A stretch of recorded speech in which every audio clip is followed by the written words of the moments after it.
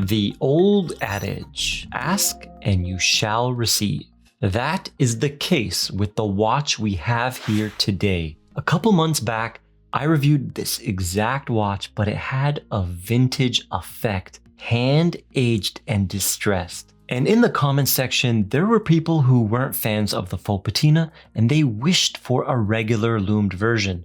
Well, in typical Nevada Grenshin fashion, they listened to the fans. Introducing the all-new Super Antarctic No Vintage Effect. And right off the bat, you can tell you have the iconic 369 dial, but this one has its own history. It conquered the South Pole during the deep freeze missions in the 1950s. The cool thing about Nevada Grenshin is although it's a Phoenix brand, they make faithful reissues and they have a unique flavor to them. They have their own identity. And I'm a big fan of this case. I love the high polished bevel on the underside and the way the tips of those lugs are rounded from the side. Not your typical faceted sharp tips. And even the way they did that design element on the top of the lugs.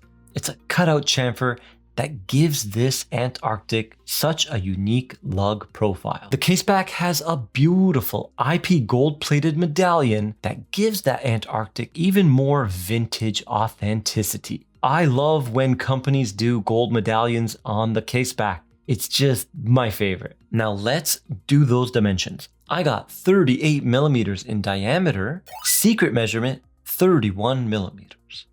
And what's the thickness? I got 12 millimeters even, including that beautiful domed sapphire crystal, which gives you incredible distortion and a vintage look, but with the added benefit of being scratch resistant.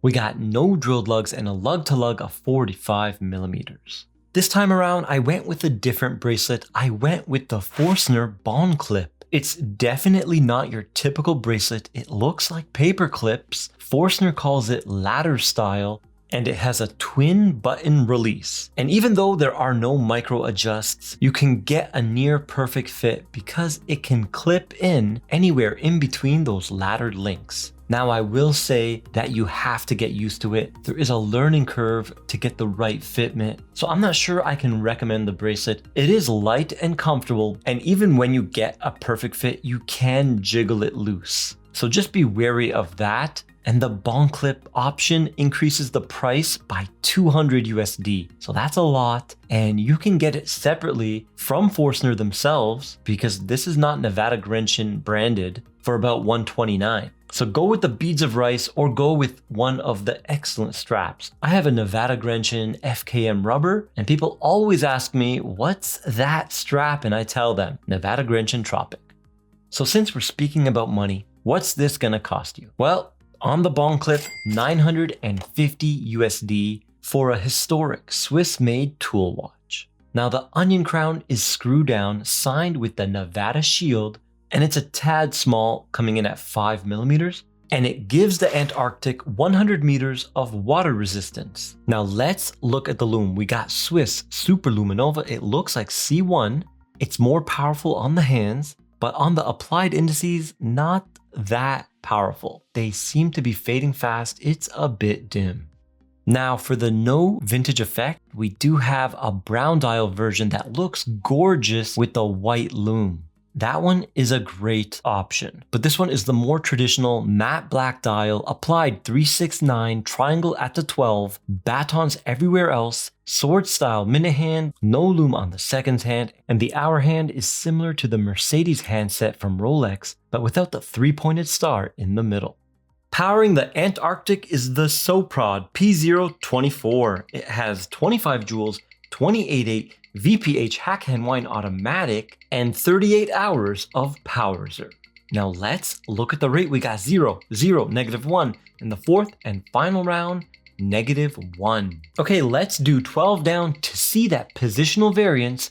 How will this watch actually perform when you wear it? Let's ignore the first two numbers because we just flipped it and flopped it. Let the watch regain its bearings. And for those who don't know, the P024 is an ETA 2824 clone, and it is Swiss made. Now let's look at the rate. We got 0, 0, -1, and the fourth and final round, -1. That's nothing to sneeze at. So normally at this point in the video, I would ask you, do you like this watch? But as I check their website on my phone, I see the black dial already sold out. So I know you guys are digging it. I suggest checking out the brown dial for something a little bit different. And if you really are set on the black, I'm sure another batch will be coming soon because this one seems to be doing well.